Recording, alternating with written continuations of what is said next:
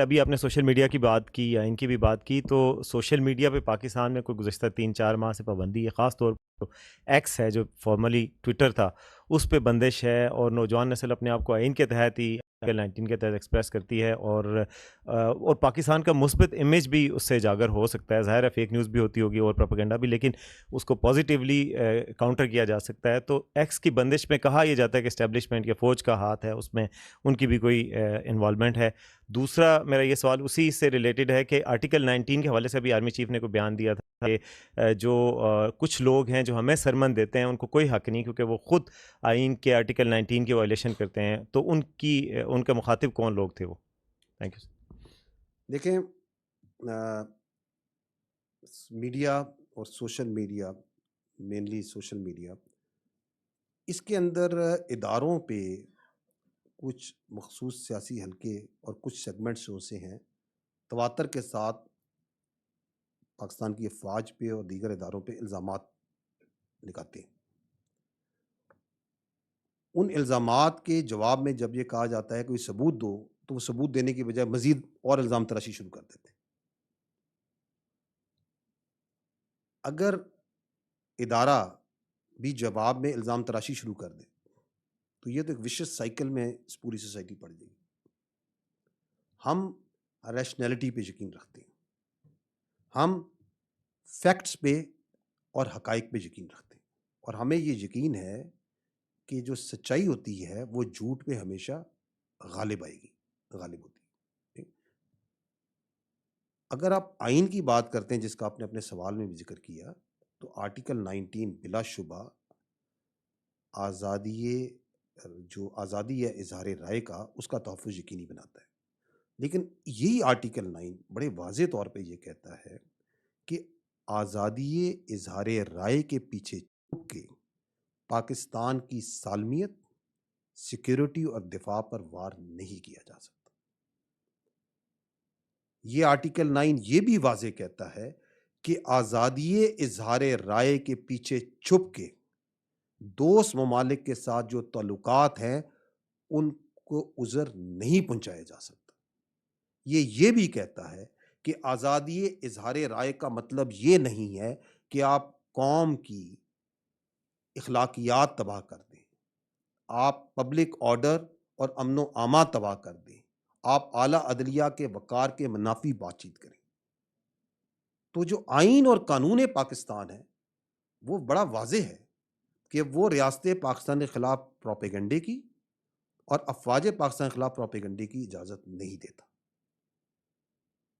اور آئین تو چلیں، آئین بہت مقدم ہے، آئین سے بڑھ کے ہم سب کے لیے ہمارا دین ہے. کیا دین اسلام اس بات کی اجازت دیتا ہے؟ سورہ الحجرات میں اللہ سبحانہ تعالیٰ فرماتے ہیں کہ اے مومنو، اگر کوئی فاسق تمہارے پاس خبر لے کر آئے تو خوب تحقیق کر لیا کرو، مبادا کہ نادانی میں تم کسی قوم کو نقصان پہنچا دو اور تمہیں اپنے کیے پر ندامت اٹھانی پڑے. الحمدللہ ہم سب مسلمان ہیں، اللہ کا حکم کلیئر ہے، اور ہم نے افواج پاکستان کے ہر فرد نے تو آئین کی پاسداری کا حلف بھی اٹھایا ہے. ہم اس بات کی اجازت نہیں دے سکتے کہ آزادی اظہار رائے کے پیچھے چھپ کے ملکی سالمیت کو، ملکی سیکیورٹی کو داؤ پہ لگا دیا جائے، کہ فریڈم آف سپیچ کے پیچھے چھپ کے ملکی تشخص، اخلاقیات اور یہاں پہ عدلیہ کے وقار کو داؤ پہ لگا دیا جائے. اس بات کی اجازت نہیں دی جا سکتی.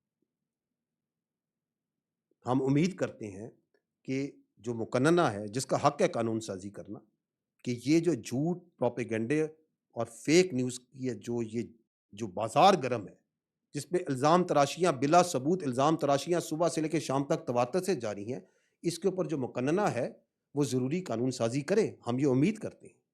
ہم یہ بھی امید کرتے ہیں اور یہ چاہتے ہیں کہ جو موجودہ قوانین ہیں اور جو نئے قوانین بننے ہیں ان پہ سختی سے عمل درآمد کرایا جائے.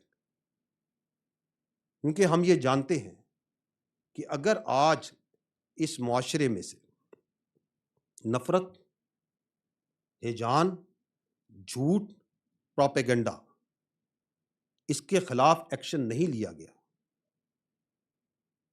تو یہ اس معاشرے کی، جس معاشرے میں ہم رہتے ہیں، اس کی بنیادوں کو ہلا کے رکھتے ہیں۔ ہم آپ کو، لیکن یہ آپ اطمینان، ہم اس بات پہ اطمینان کرتے ہیں کہ اگر آپ دیکھیں تو کچھ عرصے سے معاشرے میں کچھ استحکام، جو عدم اعتماد ہے وہ آہستہ آہستہ بتدریج کم ہو رہا ہے۔ اس کی وجہ یہ ہے کہ جو پاکستان کے باشعور عوام ہیں، ان کو یہ سمجھ آ رہا ہے کہ کون کیا کیسے جھوٹ بول رہا ہے اور کیوں بول رہا ہے، کہاں سے بولا جا رہا ہے، کیسے بلوایا جا رہا ہے، کس طرح پروپیگنڈے کیے جاتے ہیں، اور وہ پروپیگنڈے کس طرح کھل کے سامنے آتے ہیں۔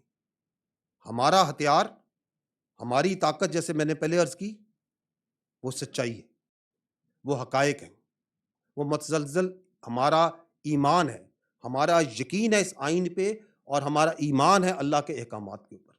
ہم اس کے ساتھ کھڑے ہیں اور کھڑے رہیں گے۔ جھوٹ اور فریب انشاءاللہ پاکستان کی عوام کی تائید کے ساتھ اور ان کے شعور کے ساتھ انشاءاللہ اس کو شکست ہوگی۔